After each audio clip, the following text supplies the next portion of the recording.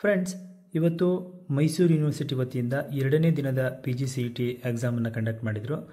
So ಬನ್ನಿ, ಇವತ್ತು 2ನೇ ದಿನದಲ್ಲಿ ಯಾವೆಲ್ಲ ಸಬ್ಜೆಕ್ಟ್ಗಳು ಎಂಟ್ರೆನ್ಸ್ ನಡೀತು ಮತ್ತು ಅವುಗಳಿಗೆ ಸಂಬಂಧಪಟ್ಟಂಥ ಕೀ ಆನ್ಸರ್ನ ಬಿಟ್ಟಿದ್ದಾರೆ, ನಾವು ಅದನ್ನು ನೋಡ್ಕೊಂಡು ಬರೋಣ.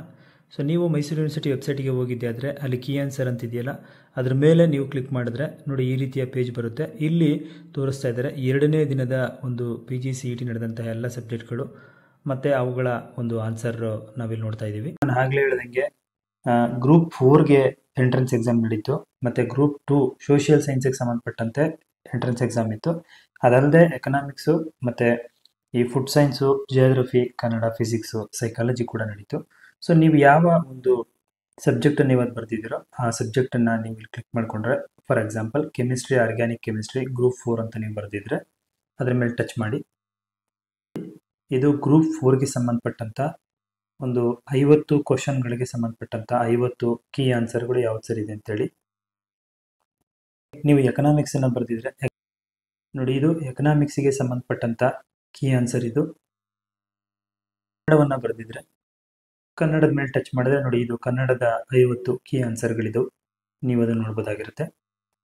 ಹಾಗೆ ನೀವೇನಾದರೂ ಸೈಕಾಲಜಿನ ಬರೆದಿದ್ರೆ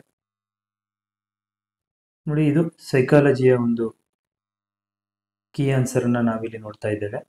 ನೀವು ಎಕ್ಸಾಮ್ ಬರೆದಂತಹ ಕ್ವಶನ್ ಪೇಪರ್ ಇತ್ತು ಅಂತ ಹೇಳಿದ್ರೆ ನೀವು ಅಲ್ಲಿ ಯಾವುದನ್ನು ಟಿಕ್ ಮಾಡ್ಕೊಂಡಿದ್ದೀರಾ, ಇಲ್ಲಿ ಯಾವ ಆನ್ಸರ್ನ ಯೂನಿವರ್ಸಿಟಿ ಬಿಟ್ಟಿದೆ ಅದನ್ನು ನೋಡಿಕೊಂಡು ನೀವು ನಿಮ್ಮ ಮಾರ್ಕ್ಸನ್ನು ಈಸಿಯಾಗಿ ನೀವೇ ಕ್ಯಾಲ್ಕುಲೇಟ್ ಮಾಡಿಕೊಂಡು ನೀವು ಈ PG ಎಂಟ್ರೆನ್ಸಲ್ಲಿ ಎಷ್ಟು ಮಾರ್ಕ್ಸನ್ನು ತೆಗೆದಿದ್ದೀರಾ, ಯಾವ ಸಬ್ಜೆಕ್ಟಲ್ಲಿ ನಿಮಗೆ ಸೀಟ್ ಬೇಕೋ ಅದು ಸಿಗುತ್ತೋ ಇಲ್ವೋ ಅನ್ನುವಂಥದ್ದು ನಿಮಗೆ ಇಲ್ಲಿ ಒಂದು ಕ್ಲಿಯರ್ ಪಿಕ್ಚರ್ ಸಿಗುತ್ತೆ.